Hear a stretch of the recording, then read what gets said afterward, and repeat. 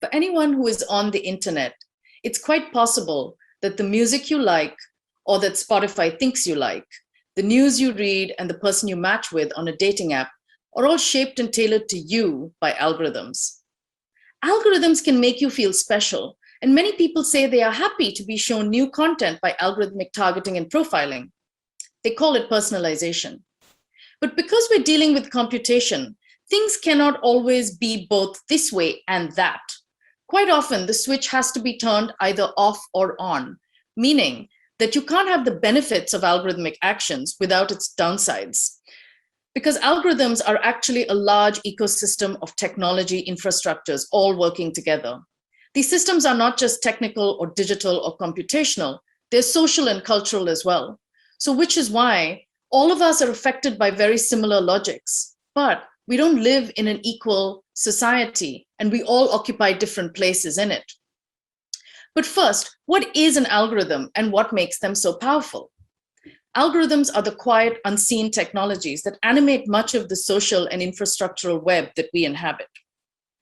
Algorithm comes to us from the Latin algoritmus, which actually comes from the name of an Arab mathematician, Al-Khwarizmi.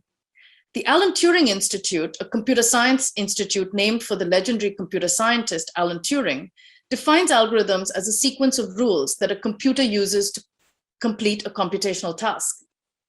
So algorithms are sometimes likened to being a recipe for baking a cake, or as a series of steps to achieving a task. And there's an assumption that if we follow the steps, then the cake we want will come out exactly as it was intended. Perfect. Algorithms promise to deliver correct and satisfying results, and more on all of this cooking and maths later. But first, what do algorithms even do in the digital world? An algorithm could be designed to do a very simple kind of sorting exercise, like to figure out how many people using this app have Amazon accounts that are linked to a particular bank. You could even do this to an Excel spreadsheet, but an algorithm might do it very quickly. But algorithms can also be more complex. For instance, they can be used to identify people with the intention of predicting what they might do or what kinds of influence they might be vulnerable to that might push them to click on a particular link. For instance, an algorithm might want to find with certainty which girls in the age group of 12 to 19 are likely to click through on a particular brand of clothing, weight loss, skin lightening, face sculpting. This is when an algorithm goes from being a mere statistical sorting exercise to making a more predictive jump, targeting and profiling people based on what the data is thought to say about them. So now it's time to talk about the data. We all generate data through our digital activities.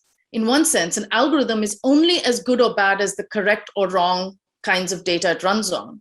So if you're baking a cake with 3 eggs instead of 4, and if you use low-fat butter instead of oil, and you use orange essence instead of the actual peel of an orange that is finely zested and chopped, well, then you're going to get a cake that is very different from how the baker intended it.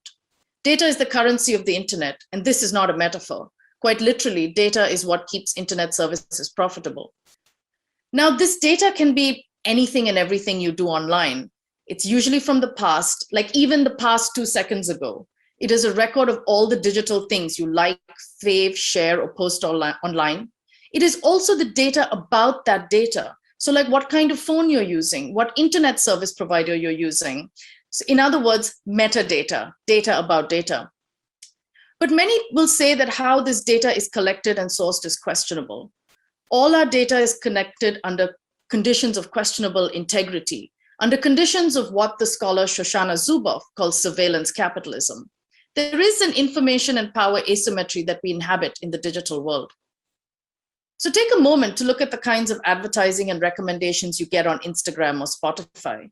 Is this really you, or what the app thinks you are based on all the other things you've clicked and done before, based on who your friends are, or how it thinks people in your age group behave and what they want?